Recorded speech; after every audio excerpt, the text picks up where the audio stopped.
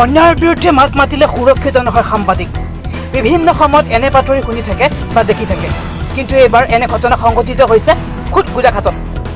নিশা গোলাঘাটৰ বনাঞ্চলিক বিষয়াৰ কাৰ্যালয়ত ৰাইজৰ অভিযোগৰ ভিত্তিত বাতৰি কৰিবলৈ যোৱা NKTVৰ সাংবাদিকৰ ওপৰত খৰ্গহস্ত সুৰামক্ত বন বিষয়া। অভিযোগ মতে গোলাঘাটৰ সামাজিক বনানীকৰণৰ DF4 আত্মীয়ৰ AS03CC 2692 আৰু AS03CC 2691 নম্বৰৰ দুখন শিল বালি ভৰ্তি বাহন জব্দ হৈছিল প্ৰায় এক মাহ পূৰ্বে। অভিযোগ মতে দুয়োখন গাড়ীত শিল বালি আছিল 15 ঘনমিটাৰকৈ আৰু দুয়োখন বাহনৰ নথি পত্ৰতো আছিল বিসংগতি আৰু আছিল অভাৰলোডিং। কালি অৰ্থাৎ 20 আগষ্ট তাৰিখে বিয়লি 3 মান বজাত গোলাঘাটৰ বনাঞ্চলিক বিষয়াই শিল বালি ভৰ্তি একোখন বাহনৰ পৰা 10.56 ঘনমিটাৰকৈ শিল বালি আছে বুলি দেখুৱাই 70,000 টকাকৈ জৰিমনা সহ মুঠ 80,449 টকাকৈ সংগ্ৰহ কৰে বুলি জানিবলৈ পোৱা যায়। বিয়লি জৰিমনা জমা লৈ হোৱা গাড়ী দুখন কিন্তু নিশা প্ৰায় 10 মান বজাত সংগোপনে কাৰ্যালয়ৰ পৰা পঠিয়াই দিয়ে বনাঞ্চলিক বিষয়াই।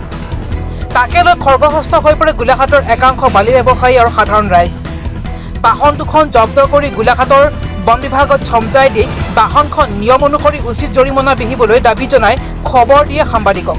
প্ৰতিবাদকাৰী ৰাইজ আৰু ব্যৱসায়ীৰ অভিযোগৰ ভিত্তিত ঘটনাস্থলীত উপস্থিত হয় NKTVৰ গোলাঘাটৰ সাংবাদিক দেৱাশিষ সাহা। তাৰে চুৰ ধৰা পৰাৰ ভয় আৰু শংকাত প্ৰথমৰ পৰাই সাংবাদিকগৰাকীৰ প্ৰতি এক আচহুৱা ব্যৱহাৰ আৰম্ভ কৰে বনাঞ্চলিক বিষয়াৰ কাৰ্যালয়ৰ বিষয়া কৰ্মচাৰীজনে। কালি প্ৰায় 12 বজাৰ আগে আগে মোলৈ এটা ফোন আহিছিল। গোলাঘাটৰ দুজনমান যিসকলে বালি ব্যৱসায় কৰি থাকে অসমীয়া যুৱক, তেওঁলোকে মোলৈ ফোন কৰিছিল। কৈছিলে যে মানে নিশা ৰেঞ্জ অফিচত এখন গাড়ী সংগোপনে উলিয়াই পঠোৱা হৈছিল, আমি ধৰিছোঁ। মই সুধিলোঁ কিয় ধৰিছে, তেতিয়া ক'লে যে তাৰমানে ছ'চিয়েল ফৰেষ্ট্ৰিৰ কোনোবা এগৰাকী বন বিষয়াৰ স্বামীৰ এখন গাড়ী যোৱা এক মাহ ধৰি গাড়ীখন জব্দ হৈ আছে। জব্দকৃত গাড়ীখন কালি 3 মান বজাত ফাইন কৰি গাড়ীখন ৰাতি পঠিয়ালে।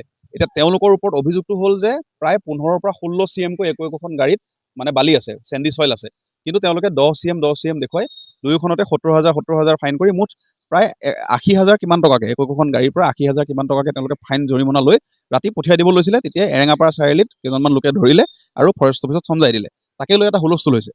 মোক ফোন কৰাত প্ৰথমতে মই গ'লোঁ। যোৱা অৱস্থাত মই দেখিলোঁ যে বন বিষয়া দুজন মানে সেই মানুহখিনিৰ লগত কথা পাতি আছে, কৈছে যে বিষয়টো আমি চাম। তেনেকুৱাতে মই তেওঁলোকৰ যিটো চৌহদ, বন বিভাগৰ কাৰ্যালয়ৰ চৌহদত মই গ'লোঁ। গৈ পেলাই মই ভাবিলোঁ যে যিগৰাকী দায়িত্বত বিষয়া আছে, বিষয়াৰ পৰা কথাটো সোধোঁ, সেইটো মোৰ দায়িত্ব। এটা অভিযোগ আছে, অভিযোগটোৰ সন্দৰ্ভত মই তেখেতক কথাখিনি সোধাটো, ক্লিয়াৰিফাই কৰাটো মোৰ দায়িত্ব। নতুবা কালি যদি মই এজন মানুহৰ অভিযোগৰ ভিত্তিত বন বিভাগৰ ওপৰত এটা মানে বাতৰি কৰি দিওঁ, মানুহে ক'ব যে দুয়োফালে কথাটো লোৱা নাই। তেতিয়া মই যিটো সোমাই গ'লোঁ, সোমাই যাওঁতে কোনোবা এজনে ক'লে যে ডাম্পাৰৰ ড্ৰাইভাৰজন ইয়াতে আছে, বাইট দিছে। মই ডাম্পাৰৰ ড্ৰাইভাৰজন ক'ত আছে বুলি সোধোতে এজন অস্ত্ৰধাৰী বনকৰ্মী, তেওঁ হিন্দী ভাষাত প্ৰথমতে মোক গালি পাৰিছে। আপন হে, কিয় মানে প্ৰশ্ন সুধিছে মানে মানুহকেইজনক। মই ক'লোঁ মই প্ৰশ্ন সোধা নাই, মই প্ৰশ্নক যেতিয়া সুধিম তেতিয়া বুমটো মোৰ থাকিব। মই প্ৰথমতে সুধি লৈছোঁ যে তেওঁ ড্ৰাইভাৰ হয় নেকি।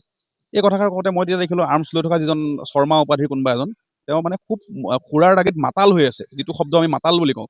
মাতাল হৈ মোক অভব্য আচৰণ কৰিছে। তেতিয়া ওপৰৰ এগৰাকী বিষয়া দেখিলোঁ 2 ষ্টাৰ থকা, তেখেতৰ নামটো প্ৰকাশ দাস। মই ক'লোঁ যে এইজনে কিয় দাদা মোক এনেকৈ ধৰণে ব্যৱহাৰ কৰিছে, আপোনালোকে কিবা এটা কৰক। তেতিয়া কৈছে তেওঁ ডিউটি কৰি আছে, আপুনি ৰাতি 12টা বজাত ফৰেষ্ট অফিচলৈ কিয় আহিছে। মই ক'লোঁ ফৰেষ্ট অফিচটো চৰকাৰী নহয় নেকি, আৰু ফৰেষ্ট অফিচত সোমাবলৈ পাৰ্মিশ্যন লাগে বুলি ক'ত লিখা আছে। ক'লে যে আপোনালোকে পাৰ্মিশ্যন ল'ব লাগে। বোলো ক'ত লিখা আছে, চৌহদটোত মোক দেখুৱাই দিয়ক আপোনালোকে।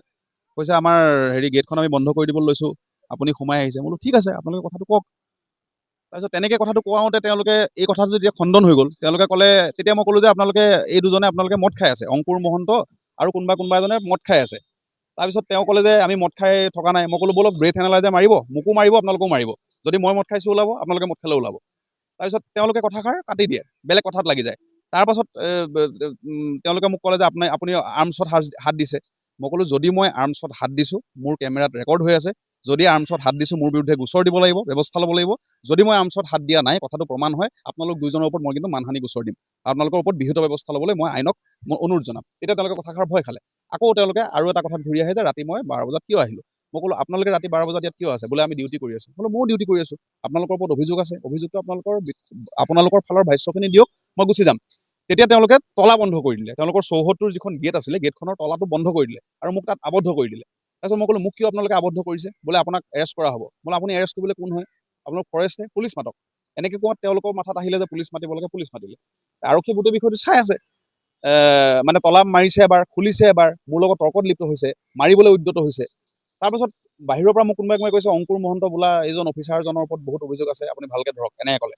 তাৰপিছত মই ক'লোঁ আপোনালোকৰ ওপৰত অভিযোগ আছে, এই বিষয়টো তেওঁলোকক মানে বেয়া ব্যৱহাৰ কৰা বুলি তেওঁলোকে কৈ আছে। মোৰ হাতত প্ৰতিটো বিষয় ৰেকৰ্ডেড আছে, মই তাত সোমোৱাৰ পৰা ওলোৱালৈকে প্ৰতিটো বিষয় ৰেকৰ্ডেড আছে। মই যদি তেওঁলোকক মিছবিহেভ কৰিছোঁ বুলি তেওঁলোকে প্ৰমাণ দিব পাৰে, আজিও মই কৈছোঁ তেওঁলোকে মোৰ ওপৰত গোচৰ দিলেই হ'ল।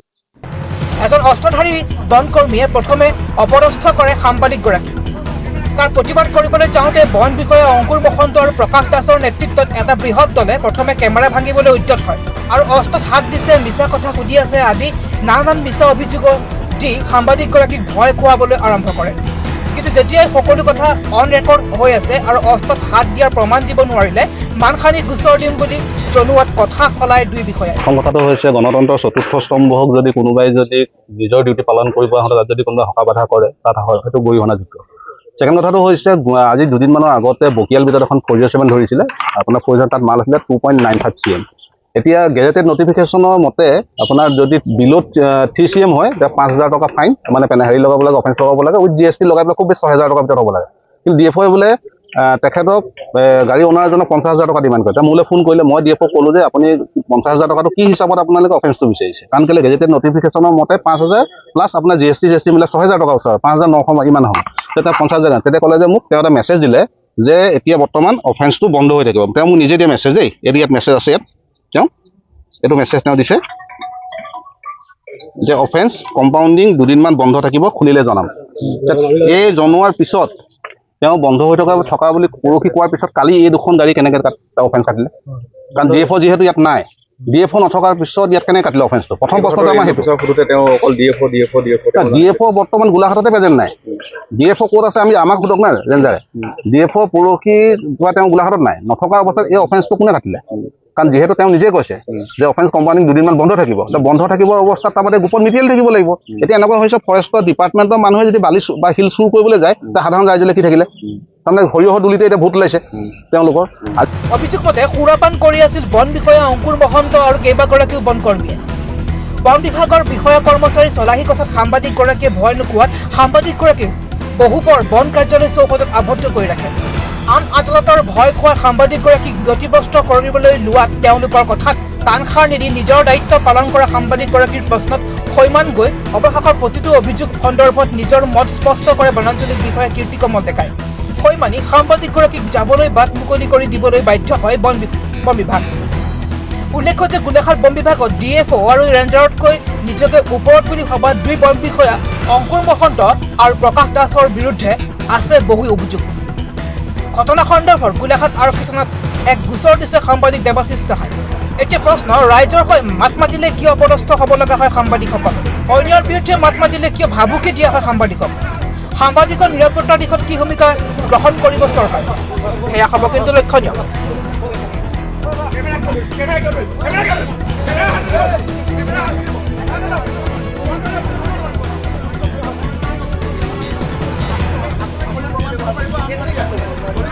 ঘটনা হৈছিলে ৰাতি 10:30মান বজাত এই গাড়ীখন ৰেঞ্জ অফিচৰ পৰা ওলাই গৈছিলে।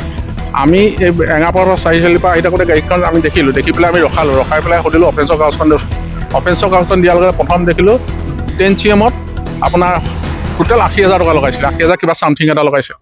যিহেতু এইখন গাড়ী 10 CM হয়, নতুন MM মতে এইখন গাড়ী অফেন্স মিনিমাম 1 লাখৰ ওপৰত হ'ব লাগে, তেওঁলোকে কিন্তু 80,000 লগাই দিলে। আৰু যিহেতু গাড়ীখন 10 CM-ৰ নহয়, এখন আমাৰ হিচাপত বডিয়ে আছে 12-13 CM-ৰ আৰু তাৰ ওপৰত আছে বস্তু, সেইখনৰ মিনিমাম 16 CM হ'ব লাগে।